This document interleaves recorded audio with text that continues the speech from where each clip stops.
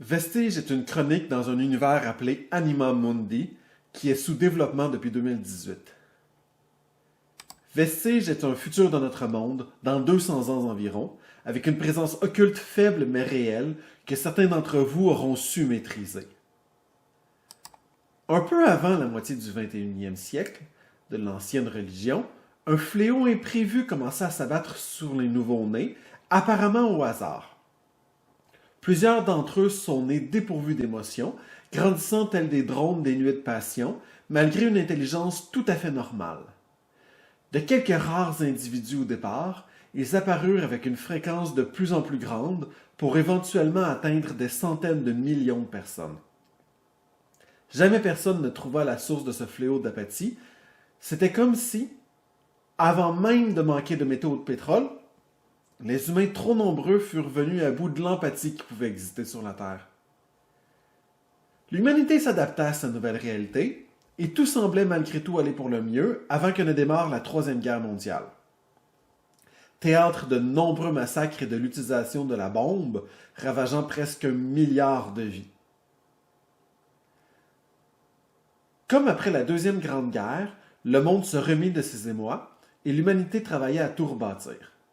Mais un jour, dans une soudaineté inexplicable, les centaines de millions d'humains drones vécurent un jaillissement d'émotions, toute la terreur et la frustration de décennies de maltraitance dues à leur apathie jaillissant comme un brasier qui engloba la terre entière.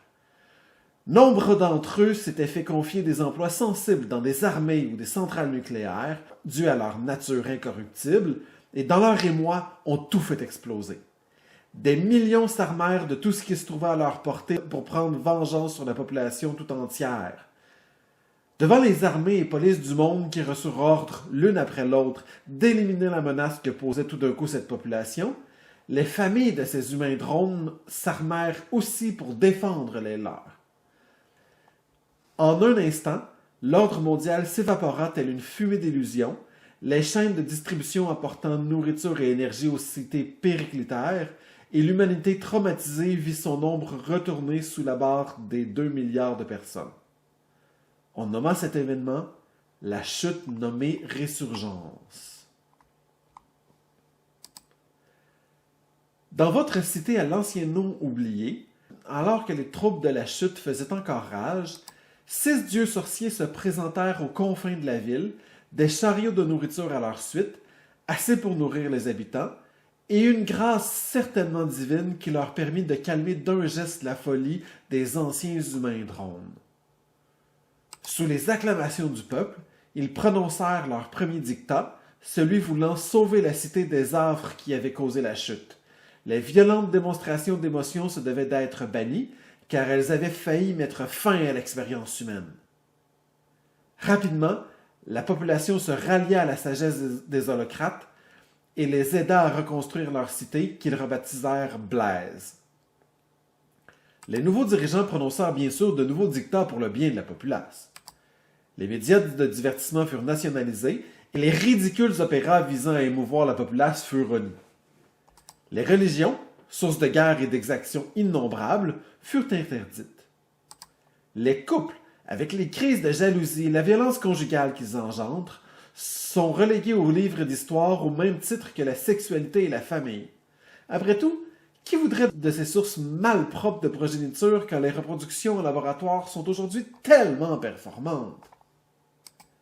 Toute pratique de la sorcellerie se doit être rapportée à l'holocratie pour enquête. L'entièreté des avoirs et moyens de production furent appropriés par l'État, puisque l'entreprise et la compétition forcent l'aliénation des citoyens les uns envers les autres. Grâce aux holocrates, nous vivons enfin dans un monde bon et pacifique. Cependant, tous ne reconnaissent pas la sagesse de nos maîtres fidèles. Il y a 20 ans, des êtres vils et corrompus ont attenté à la vie de Misaï, un des 6 holocrates qui ont béni la cité depuis plus d'1 siècle par leur présence. Bon mais ferme! Misaï, de sa forme explosée par un quelconque projectile militaire, a bien sûr su se reformer corps et âme devant la foule ahurie qu'un traître puisse tenter un tel assassinat. De sa voix d'ange, il a prononcé la fin de la trahison de ses ennemis. Les crânes des rebelles ayant commis l'attentat quittèrent leur corps pour s'envoler vers les lâches conspirateurs n'ayant pas daigné se présenter lors de leur crime. Ces traîtres n'eurent qu'une seconde pour réaliser l'échec de leur plan avant que n'explose leur cadeau, mettant fin à toute illusion de rébellion dans le feu stellaire que les rebelles s'étaient promis de causer. Plus récemment, pernicieusement, des déviants de toutes sortes ont trouvé une autre manière de s'opposer au règne divin des holocrates en organisant des soirées clandestines appelées soirées libres. Ces déviants désirent, le temps d'une soirée ou le temps d'une vie, se découvrir une liberté artistique, culturelle, politique, personnelle, religieuse ou sexuelle. Le temps des 5 événements de la chronique, vous incarnerez un de ces déviants. Serez-vous de ceux recherchant seulement un répit le temps d'une soirée, comme artiste, voyeur ou pratiquant d'une religion? Ou bien serez-vous de la pire sorte de traître, membre d'une faction qui rêve de mettre fin au glorieux règne des holocrates? Serez-vous criminel de l'arbitrage ronin, artiste de l'écho insoumis, strégat de l'épée de Morgana, révolutionnaire héritier du feu stellaire, prêtre de Sanoxis ou un des mystérieux veilleurs du mirage obscur? Le choix est à vous.